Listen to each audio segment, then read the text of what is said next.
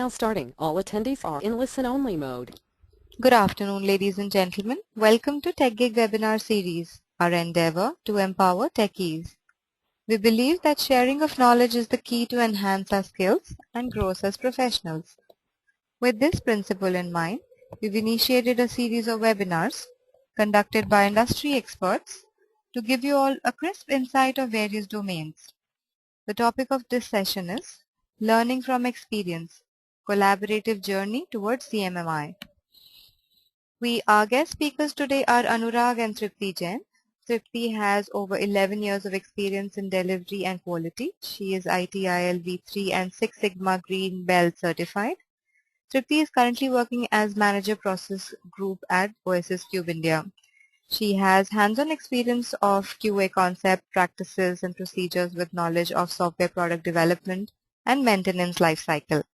She also has good understanding of Agile lifecycle with experience in CMMI Level 3 implementation in Agile projects and expertise in auditing as per quality models, namely CMMI, ISO and ITIL standards.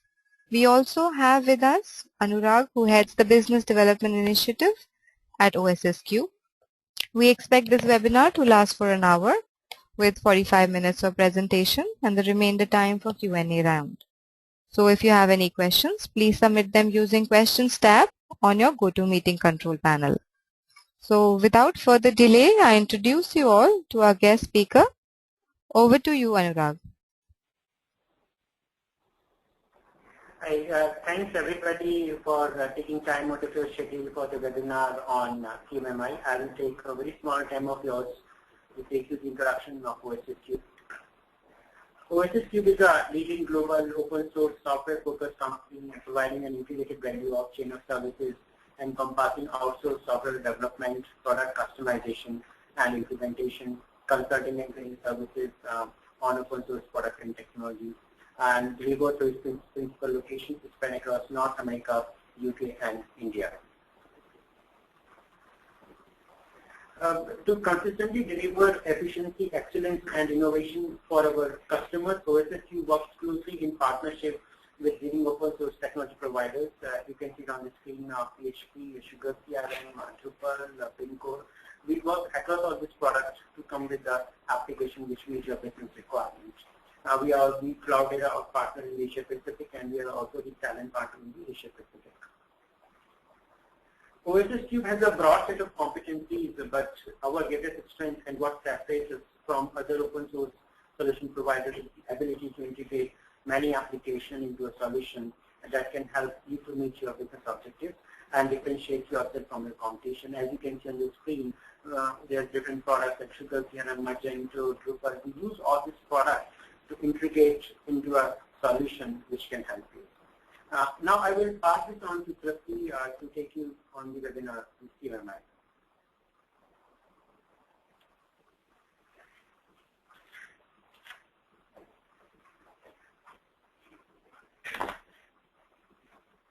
Hello everyone, I welcome you all to this webinar. This is more of an experience sharing session. The webinar, as the name suggests, the collaborative journey towards CMMI.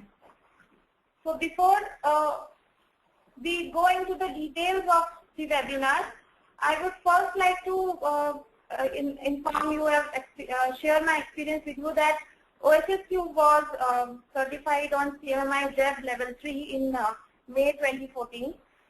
KPMG was our consulting partner, and for the next one hour, I will be sharing that particular experience with you guys.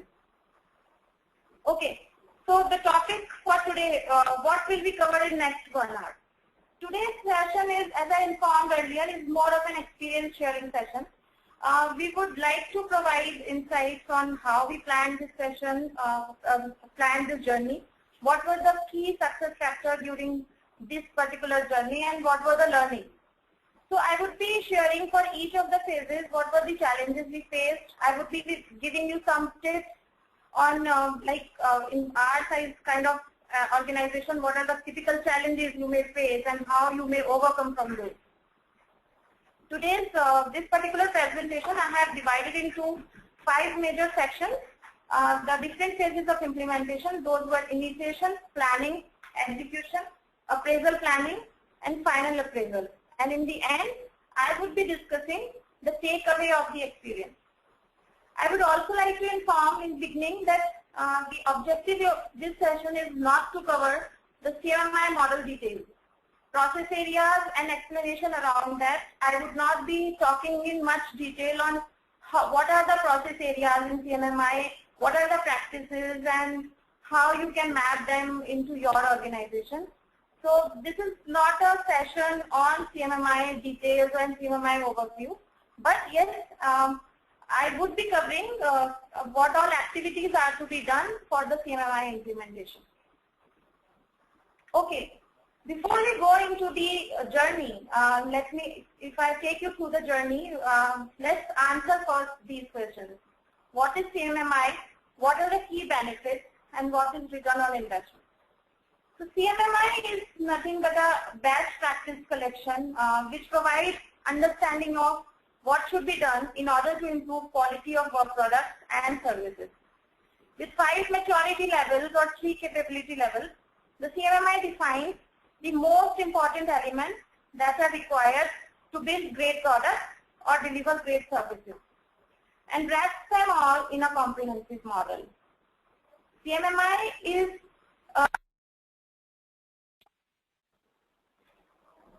CMMI lets you decide what is to be done, but it would not tell you how it is to be done.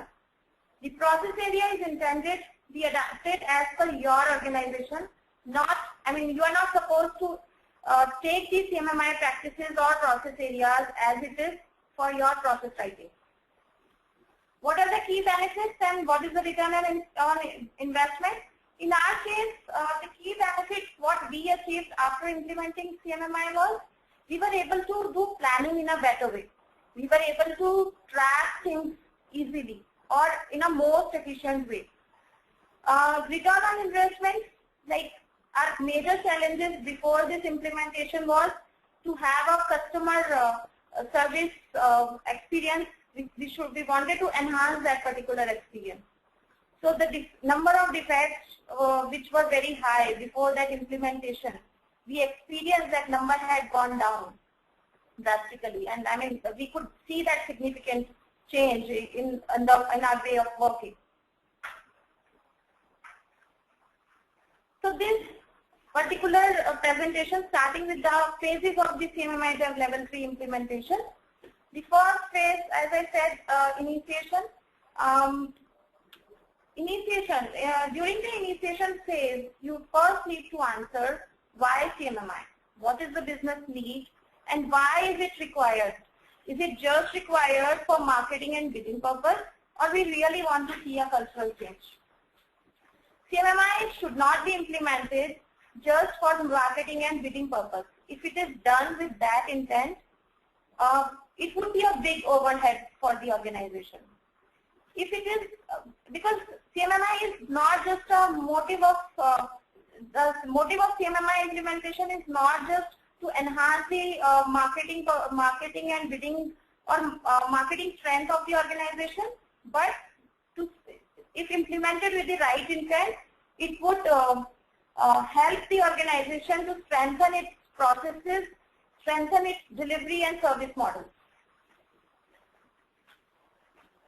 How do we manage doing that? Because if we decide to implement CMMI, there would be a cultural change. And to get that cultural change, senior management involvement is a must. And senior management should set that expectation very clearly within the organization. Senior management needs to establish that internal commitment, because internal commitment is very required during this whole implementation. Internal commitment is required because if there is no internal commitment, people would not be able to appreciate whatever changes are being done within the organization. So senior management needs to clarify what is required by each one of them and what are we trying to achieve. So in our case, senior management set the expectation very correctly.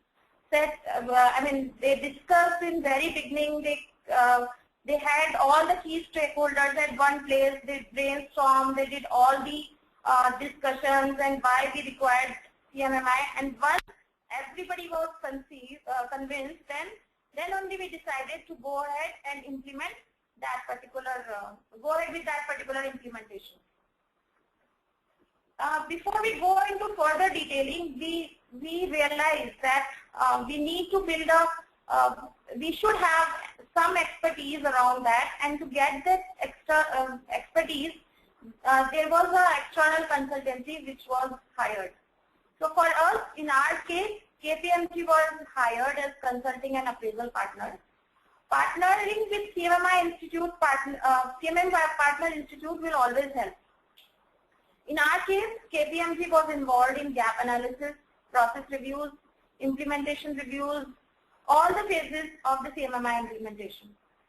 They guided us on each and every stage of the complete implementation or the complete roadmap.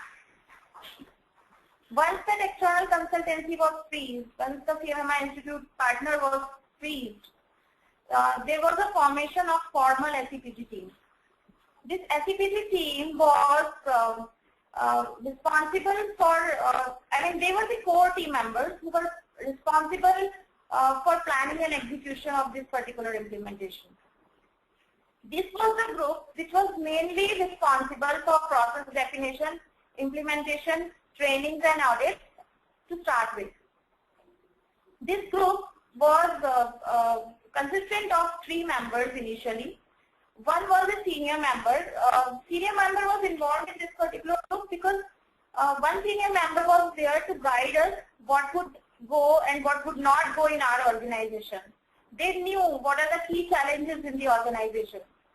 And other 2 quality professionals was the senior members who had good knowledge of CMMI. These members were there to guide or to give their expertise in form of like what is the CMMI model and what are the expectations out of this particular implementation.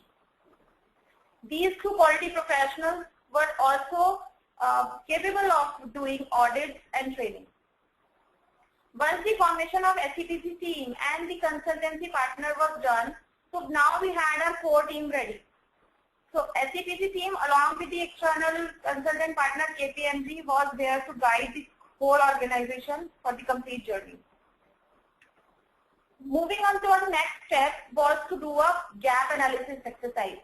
Because to start with any scheduling or to start with any kind of planning, it was required that we do a gap analysis on where do we stand right now.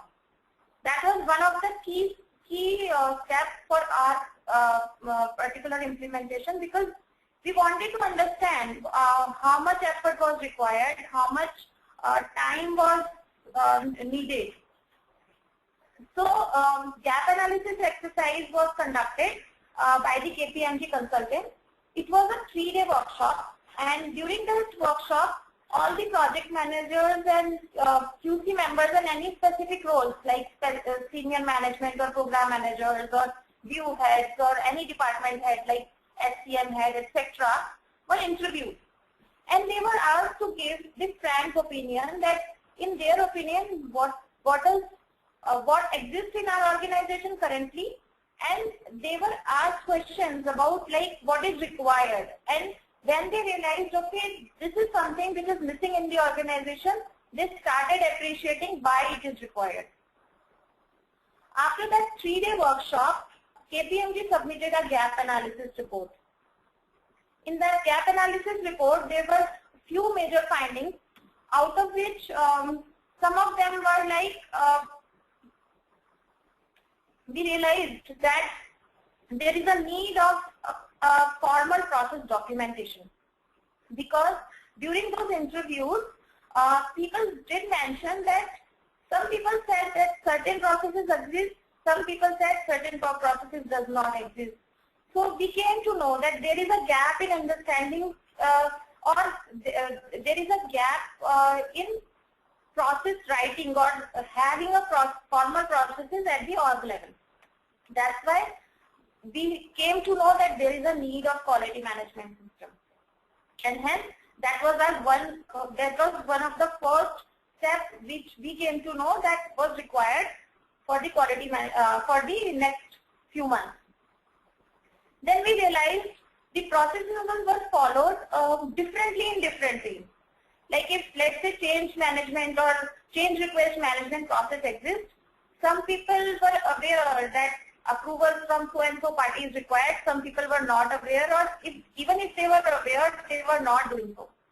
So we got a second action item that we need to have an audit process in place, so that we can check how teams are implementing a particular process. Also, there was a major gap in training related areas. So need of formal or organization level training was required. The roles and responsibility across the organization needs to be updated, because there was a lot of confusion that, okay, who was supposed to do what and how the organization structure is structured, and all those things were not clear to the members in the organization. So tips after this particular phase initiation: stakeholder commitment is a must. That's a key to this particular phase.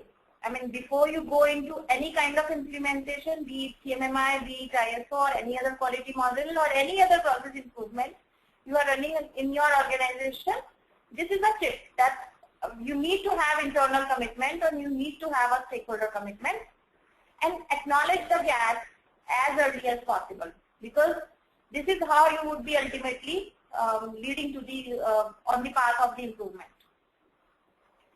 Moving on to our next phase, the planning phase. During the planning phase,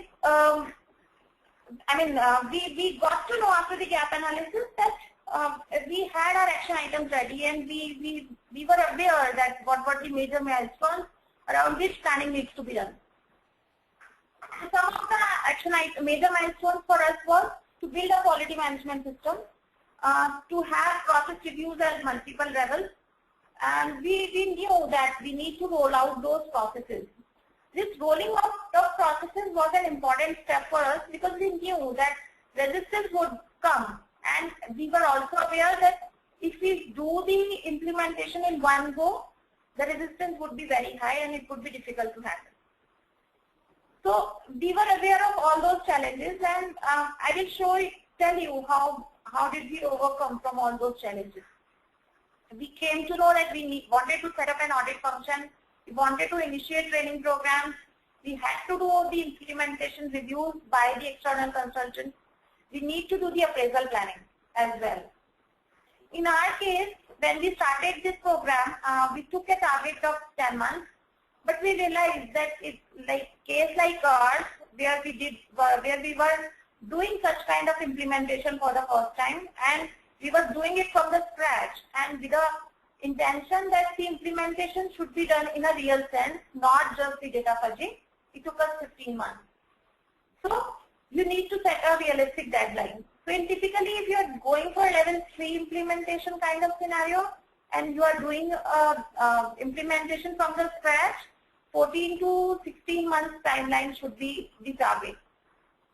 And you should be able to do that in that time frame easily. So this was our high level schedule. We did a CMMI overview training for our key stakeholders, which was done in around Jan time frame. Then we conducted the gap analysis exercise, and which was a 3-day workshop, as I mentioned. Then the SCPG formation was done, which was done at the initial few steps. Then the process definition and QMS creation. That was one major step in our case. We started this exercise immediately after the gap analysis exercise was over, because after the gap analysis we came to know that yes, this is to be done before we go into further details or further steps. So this we targeted for around 3 to 4 months. In those 3 to 4 months, we targeted that have a base level QMS ready. QMS is quality management system. Have a base level QMS ready, and also the reviews at different levels should be done. We did a next level of planning for this particular phase as well. I mean, we did a detailed planning for process definition and CMS creation that I would be covering in my one of the next sections. Then we started the training as soon as we started the implementation of those processes, because we were aware without the implementation, without the training, the implementation would not be successful. And then the process implementation and in projects and audits were started also immediately after the implementations were done. The implementation reviews by KPMG were started around August time frame, and it lasted till February. The process definitions were updated timely based on the practitioner's feedback. We targeted our first CMS release after the base CMS was released in September. Then we did start the special trainings for PMs, and then on project management principles, and then audits, metrics, etc. We did for all those things. And then from Feb onwards, we started the appraisal planning. That's a completely different section I would be covering during the my presentation. So we will cover all these things here. Okay. So now comes the execution part.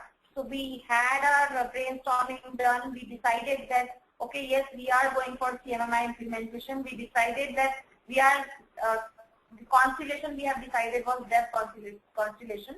And we have decided that, okay, we are targeting still level 3 right now. So now we have our goalpost ready that have CMMI dev level 3 implementation in our organization within 10 months. Yes, we took 15 months, but we started with a target of 10 months. So yes, as I mentioned, the first step in our journey was to build a quality management system. And from here, the actual collaboration within the practitioner, from the practitioner started. What we did was, we did some interesting details here. I mean, we did some interesting steps during this particular phase. What we did was, we formed different teams for process writing.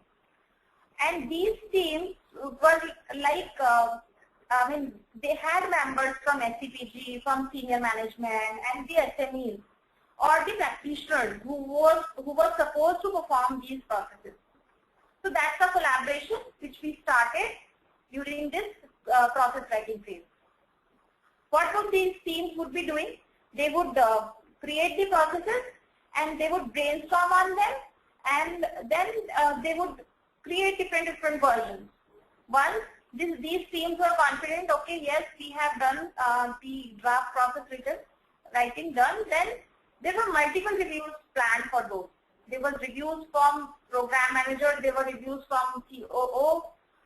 The program manager and COO reviews gave us a confidence, okay, these processes are in line with the organization, and these processes, whatever we are writing, would work in our organization.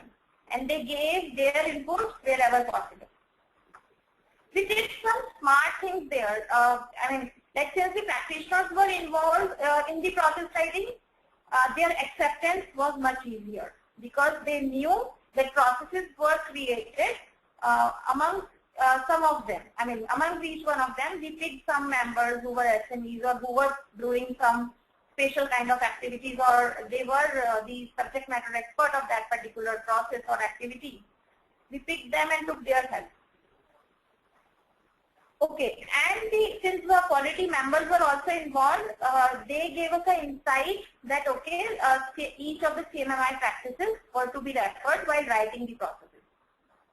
While writing a process, a standard template was followed for process writing, which had similar header. All the processes were written in the same template, which had objective, a goal statement, a swim lane flow diagram. This was one major thing which we did in our case. In our case was when we had swim lane flow diagram written for each of the processes, and these swim lane flow diagrams were created using a tool called Visualize. So once we have our draft ready, we created the Visagi flow diagram or Visagi BPMN business process model in a very limited time frame. And those diagrams were very easy to edit. Anybody could play with that particular tool. And it helped us save a lot of time. And with each of the process, we created our SE matrix. It gave everybody an idea that who is responsible, who is approver or accountable, who is consultant and who is informed for each of the activities. So that RESI matrix and Simlin flow diagram was there for each of the process, and everybody was able to relate to that process very easily. We wrote those processes in a very easy format, I mean, so that practitioners should be able to understand. We did not use very fancy quality terms. We did not use very high funda quality principles in those processes, because we knew it is for our organization's use, it is for our practitioners' use. Processes should be written that practitioners would like to come back and read it again. Also, these processes were available online. We did store our processes on a tool called Confluence. With using that particular tool, we saved a lot of time in sending mails and sharing it with the group or with further reviews, etc., maintaining versions, editing it, all became very easy, and believe me, we saved a lot of time. If we would not have done it on a tool, be it Confluence or any other tool, we would have taken much more time what we actually took in our case for process writing. And once the base level quality, these processes were ready, I mean, like what we did was we sent it for KPMG's review as well. After few processes were written, reviewed and approved internally, we used to send them to KPMG for their input as well. So at the end of these 3 reviews, we were aware that okay, these processes are in line with our organization and these processes are in line with CMMI best practices as well. Whatever CMMI practices and goal statements say, we are covering most of them. So with that confidence we got after these 3 reviews. Then parallelly we started with the process rollout, and as I mentioned that we were aware that we would receive some resistance, or we would receive a lot of resistance from the practitioner while doing the process rollout, and we did receive. I mean, the resistance could not be avoided 100%. So we did receive the resistance from the practitioners, but we tried to cut it down as much as possible. So what we did was, we knew that if we take the bunch of processes, all the processes together for the with the practitioners, to the practitioners, they would discard it, or they would just follow for the sake of, okay, LCPG or senior management is asking us to follow, let's follow it.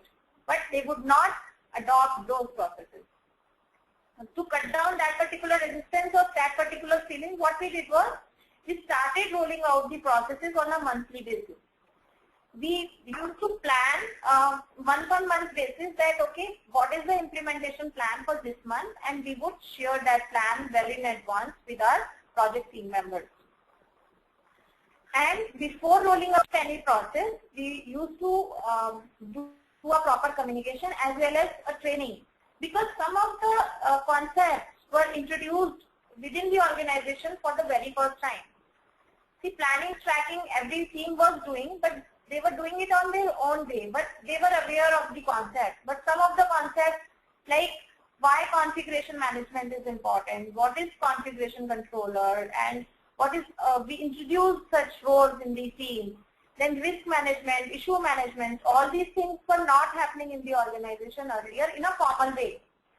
All of them were aware that, okay, these concepts do exist, and somewhere or the other they were following those principles, but not formally. So training was a must. That we realized. So it, at the beginning of any implementation, any process rollout, we used to conduct training without fail. Then as soon as we started the implementation, we set up the audit function as well, because we wanted to take their feedback as well, because audit function was is not just a mean of raising the issues or raising the raising the fault done by the delivery teams or the practitioner. It is also a mean that, okay, it gives us a pointer that, okay, these are the processes which are not running or with which we are taking lot of time. There should be a linear way or linear process. Then that feedback would come from during the audits only. So that gave us a very good, that set up the stage very correctly, and we did receive lot of voice from the practitioner that, okay, these are the processes which are not running and you need to change them or you need to improve them. We took the improvement suggestion open-heartedly and we also implemented in our processes. So the way I said that using the audit function, we improved our process in a very good way. Then there was a need for organization level training. So those organization level trainings, we realized that QMS was getting built and QMS awareness was required. So those QMS awareness sessions was required across the organization, not limited to any particular role. So PMs we were already covering during our training sessions for the implementation, but there was a time where we realized that, okay, now the whole organization or complete all the roles should be aware that we do have a quality management system and we do have formal processes in place and we need to follow them. So QMS awareness session was required, and hence it also led us to a way to set up a formal training department. So a formal training department was set up. The QMS sessions were conducted twice a month to start with. Apart from QMS, we also gradually started trainings on other process trainings like CM, metrics, root cause analysis, and internal tools, whatever we were using in the organization, we started training for those as well. We asked more and more trainers to join us because some of the training quality teams were not capable, so they asked project managers to take the concepts like Agile, Git, etc. to take up and have at the organization level. Since these sessions were more of a process and more of a theory, we wanted to make them more and more interactive. There was a post test after each of those sessions so that people were attentive during those sessions. After that, there is a need for doing a matrix collection. Remember, design your matrix program according to your business priority. CMMI does not suggest that you need to have very fancy metrics. CMMI also doesn't suggest that you need to have very complex metrics. Have the metrics which will work for your organization. Also, you need to first understand what is the business priority. Like in our case, reduction of defects was the utmost priority at that time. So we defined our metrics program around that. Then we wanted to have a count on how many defects were raised in each month and how effective our internal testing team is. So we build our metrics program around that. One important learning from this particular part was we did not do the matrix collection along with the project team.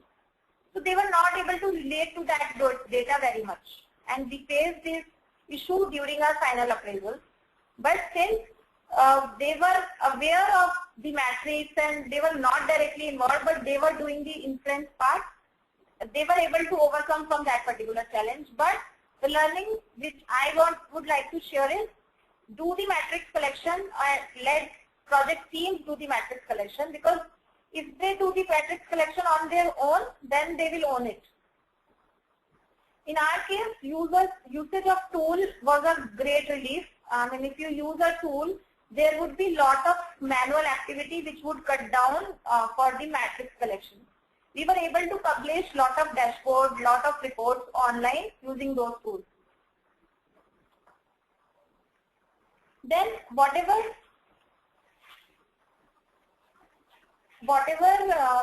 learnings which were getting captured during this particular implementation, that was supposed to be set up, that was supposed to be stored somewhere. That's why there was a need of setting up a process database. So that's a knowledge repository which we wanted to build. So typical knowledge database item or process database items are risk database, DAR database, matrix database, any improvement suggestions, best practices, closure reports, etc. In our case, improvement suggestions played a major role. What we did was we opened a web page, open page in our tool called Confluence, where everybody in the organization had the visibility to each other's comments. So people can simply come and comment their improvement suggestions. So each one of them can contribute and they would get an idea, okay, this is the issue faced by one team, can I contribute? Or if they have a better way to handle that, they would suggest. So that keeps us build a momentum, that helps us build a momentum among the project teams or practitioners to give their suggestions on a regular basis. So that is still helping us. Through the improvement suggestions, we are able to evolve our quality management system continuously. Also, when we were asking people to come and give the suggestion, we knew that we need to have our QMS maintainable. That means, like processes should not be such that if you create one, they are created forever. You need to evolve your processes regularly. And those changes which you are expecting can be triggered through any way. Like they can they can get triggered through org level changes. Like let's say there is a change in org structure, there is a change in some new project life cycle, tools, etc. There are improvement suggestions. Then there are external and internal audit findings which are coming to you. So those can be the triggers for the QMS changes. So we were aware that these changes would come and we knew that we need to handle them. So initially what we did was we had the target that okay, after doing our first QMS release, we would be doing those changes every month and doing the proper release communication for those releases. And we also laid out a plan that how these changes would be communicated back to the organization. Okay, tips time. So tips for this particular phase. If you want to have collaboration, right processes in collaboration with delivery teams would make their buying relatively easier. And yes, it worked very well in our case. Use of tools will help you save a lot of time. We started using the tools from the very beginning, starting from the process writing phase, then rolling it out to the practitioners, and then asking teams to use tools for their planning and tracking purpose. So yes, if you are using some tools for your planning, tracking, documentation, this will help you save a lot of time. Moving up to the next phase, which is the appraisal planning. That was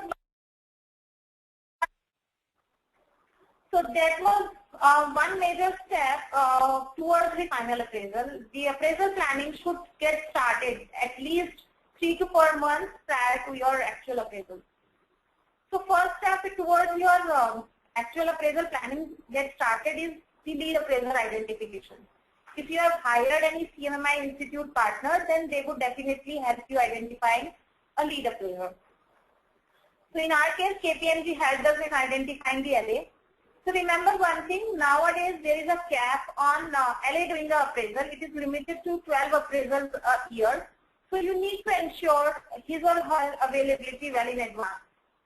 Because if you do not find their time, you will not be able to carry out the appraisal as per your timeline.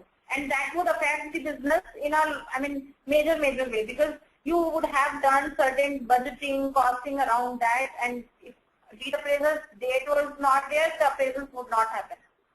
So whenever you are trying to, like if you have already started the execution or implementation in your organization, you can go and get a lead appraiser date finalized before you can do the next level of planning.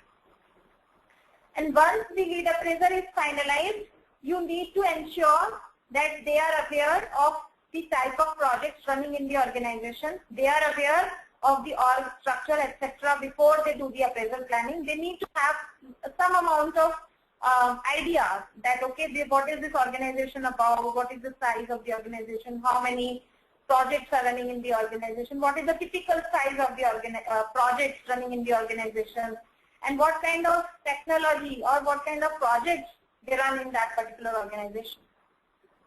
Then comes the part of appraisal team member selection. That was one major step because you need to identify the appraisal team within the organization, and you need to ensure that these members are available starting from their first training till the final appraisal. So you need to, when you are selecting the appraisal team members, you need to ensure that they are available full time during the final appraisal, which is again a 8 to 10 days long process. So if they are coming from the delivery teams, they need to ensure that their backups and all those things are can be managed during that time. There is a proper guideline given by SEI, Software Engineering Institute, that how to select a ATM. What is the management experience required? What is the technical experience required? What is the complete experience of the complete team, including lead appraiser, is required? So that all those guidelines, your lead appraiser would share you very easily, and they would help you identifying the ATM. And you may go for an extra ATM. I mean, like in our case, earlier we decided to go with 6 ATMs. Then we took a backup. We had a backup ready, so we trained 7 of the members as ATMs. So ATMs need to undergo 2 trainings: official introduction to CMMI and appraisal method training. The official introduction to CMMI is a 3-day course. Which is done by the SEI for each of the ATMs training. For this particular training, the training cost is around 22 to 23K. You may get the latest figure. It may be part of your whatever contract you are doing with your external partner. They generally have that particular number, that okay, with this contract they would be training these many numbers of people as ATM. And then there is appraisal method training, which is conducted internally by the lead appraiser. That's a 2-day session. Then project selection and file group creation is also one key part of your appraisal planning. Projects would be selected based on the scope of the CMMI. Lead appraiser would do that. Lead appraiser would ask for the complete list of the projects which are in scope of the CMMI, whatever scope you have defined for the CMMI. They would be selected by lead appraiser, and there would be FAR groups formed. FAR groups is functional area representative. These groups would be interviewed during the final appraisal. So for the FAR group, you may want to select people who can speak up during the interview. They are the smart people. You don't want them to cram the answers. You don't want to train them that okay, you have to speak like this, and not to speak like this. So they need to speak whatever they are doing. So I mean, you just need to ensure that they should be able to face the interview conducted by the appraisal team. Then comes the important phase of mapping document and PIID's creation. Mapping document is the document which maps your processes to the CMMI practices. So ensure that mapping document is created with utmost details, because if mapping document is not created with utmost details, you would face issues while creating your PIIDs. And PIIDs creation would take some time, because that is to be done at the project level. All the practices and evidences needs to be mapped at the project level. So once the mapping document is created, you can pass it on to the project team, and they will take lesser time to create a PIID. Create your PIID along with the project team. because they are the best person to tell you how they are performing that particular activity. And that is how they will be able to answer during the appraisals as well. For the PIIDs, you can provide links to the supporting artifacts, so that it will help you save a lot of time during the final appraisals. There would be lesser number of queries raised by the appraisal team during the appraisal, because they would be able to find out evidences very easily, and they would not come back to you. In our case, that worked really well. So, tips for this particular phase: create the mapping document with utmost detail. This would help in creating PIIDs later. PIIDs should have the evidences easily accessible to the appraisal team. This will help in cutting down queries and effort during the appraisal. You will receive lot less query what you would have otherwise in other case. Moving to the next stage, which is the final appraisal stage. That is the, that is how you would be actually getting judged, and that is the last stage of your complete roadmap. There would be a site coordinator who would be assigned for all the logistic arrangements. That particular person would be single point of contact for the appraisal team. Whatever is the requirement from appraisal team, whatever are the queries of the appraisal team, they would give it to the site coordinator only. Be it queries related to the project team, queries related to some questions to the project team, etc., any data requirement, anything, the site coordinator needs to handle that. In our case, the appraisal period was for 8 days. The plan was laid out by the lead appraiser. That plan would be created by lead appraiser only. They would tell how much duration each interview would be, and all those things would be planned only by the lead appraiser.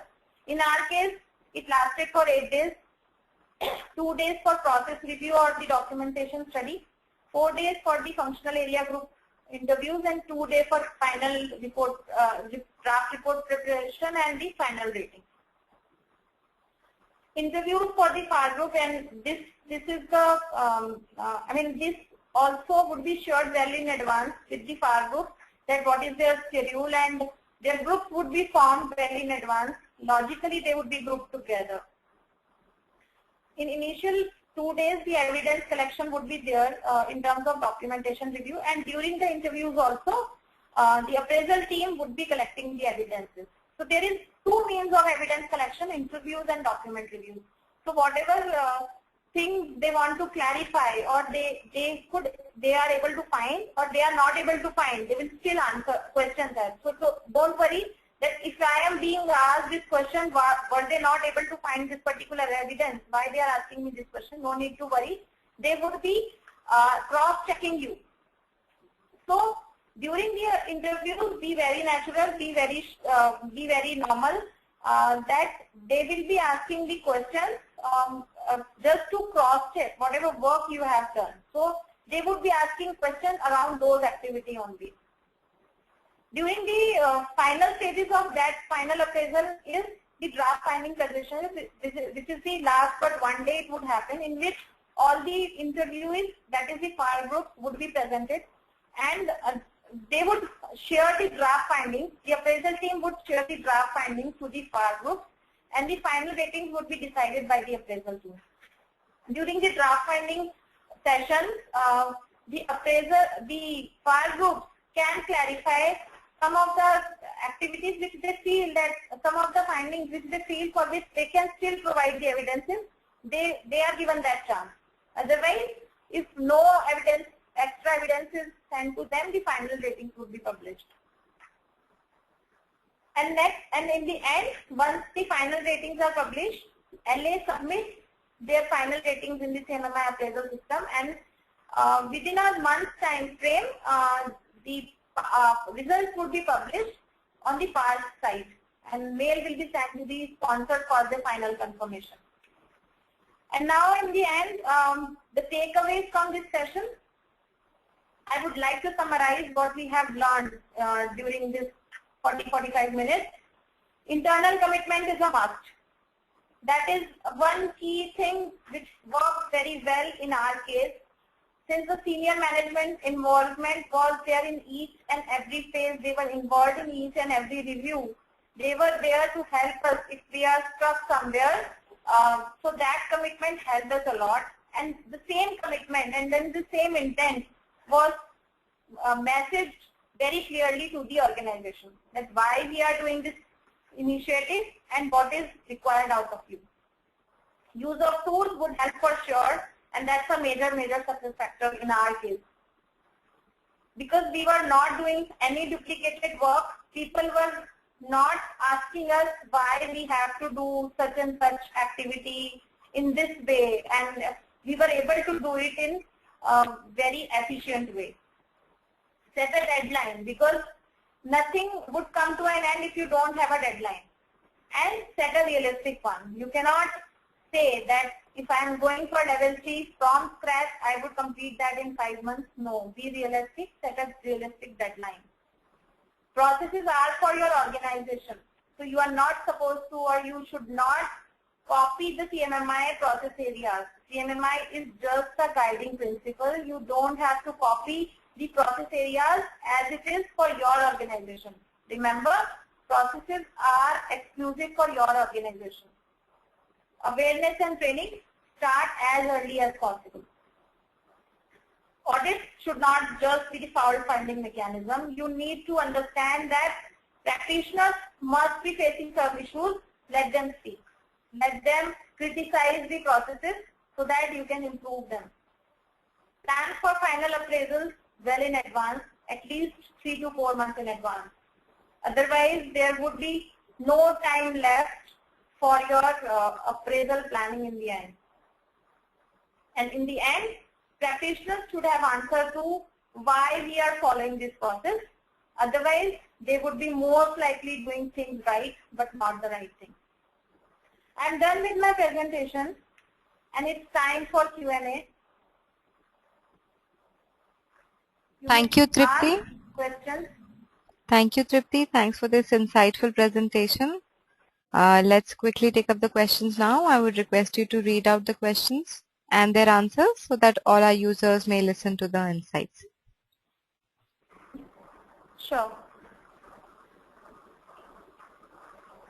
I am getting a question from Mr. Prasanna Krishnamurthy. Can a product company size of 30 people can go for CMMI? Yes. In our case, we did.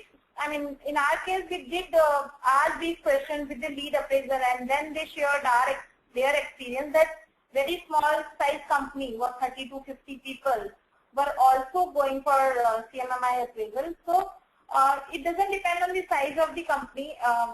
All the process areas and practices can be adopted based on whatever work you are doing, right? And you can do that logical mapping. And yes, my answer is a product company size of 30 people can go for CMMI.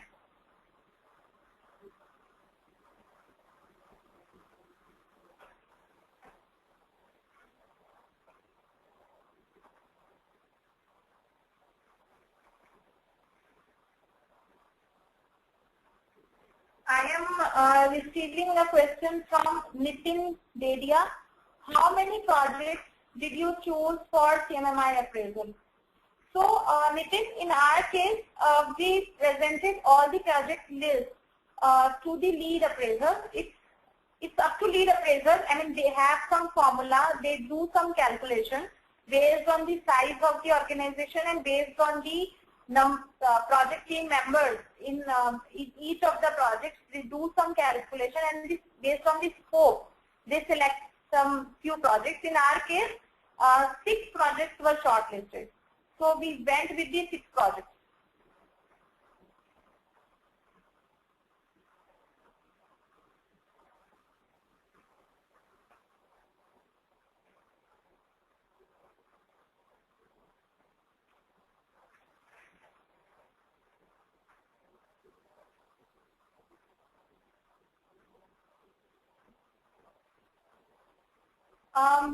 I have received a question from S. Sarvana Kumar.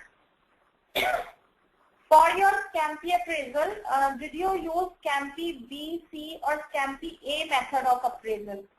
So Sarvana, we used CMMI A method. We did a readiness check before the CMMI A along with the lead appraiser, but yes, we used CMMI A method only. Amit Sharma is asking what tool is used to create swim lane diagrams. So Amit, in our case, we use a tool called Bizagi, B-I-Z-A-G-I. Bizagi is the freeware tool available on the net very easily. But there are other tools as well. You can search for any BPMN tool. You can use any of the BPMN business process modeling tool. Process Maker is one, and then Bizagi you can use it. That's a good tool.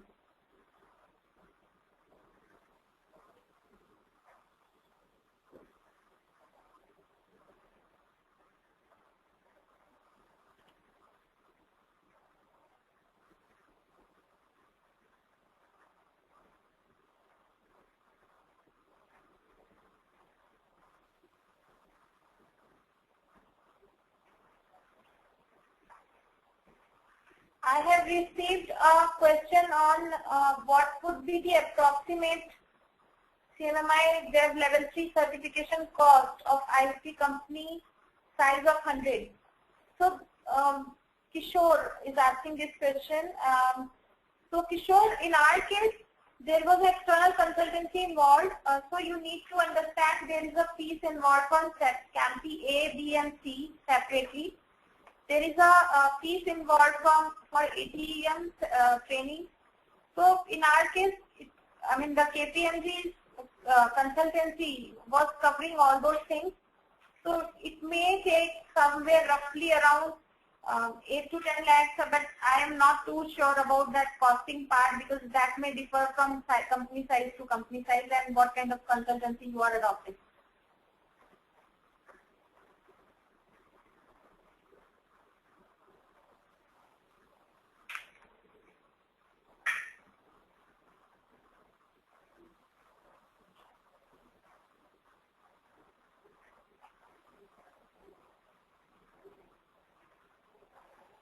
Namish Dave is asking, we are ISO 9001 2008 certified. Which CMMI level should we go for? Can we directly try for level 5? So, Namish, I would say that, since level 5 requires a lot of data to be analyzed, and it does require prediction models and lot of statistical analysis, and ISO doesn't talk much about the measurement as such. So I would suggest go for level 3, have the measurement principle ready for the organization, let the data come in, start analyzing that data, and then go for level 5. Generally it is suggested between your level 3 and level 5 there should be a gap of around 1.5 to 2 years, so that you have a good amount of data available with you so that you can do all the prediction analysis and statistical analysis.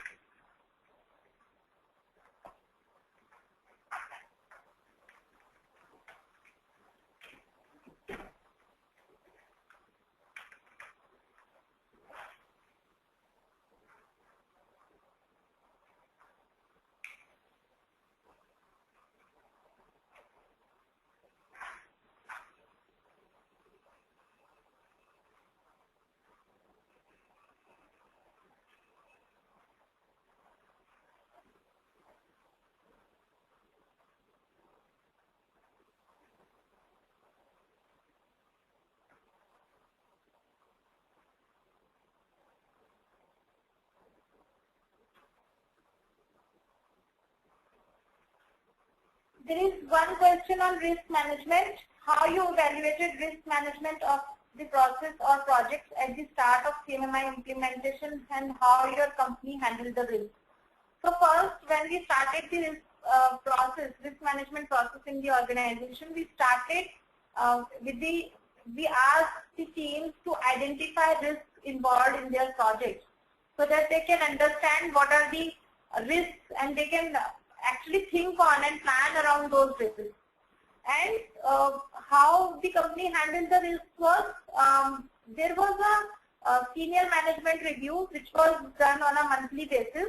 During those reviews, people used to discuss those with the senior management. Also, we have set up a guideline that if there is a critical risk involved, for which also we have given a guideline what is the critical risk.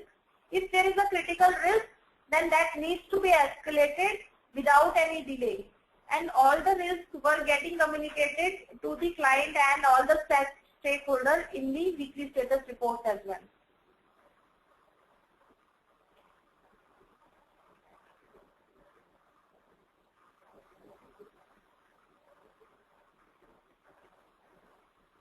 Deepika? Thanks, Tripti. I presume you're done with taking up the questions? Yes, rest of the questions you can send us over the mail and we would get back to them. Sure. Thank you, Tripti. Thanks for this webinar. It was really a great session. I would also like to thank all our participants for their support in making this webinar a huge success. The recording of this webinar, will be available on techgig.com very soon. Thank you, everyone. Thanks for your time today. Thanks.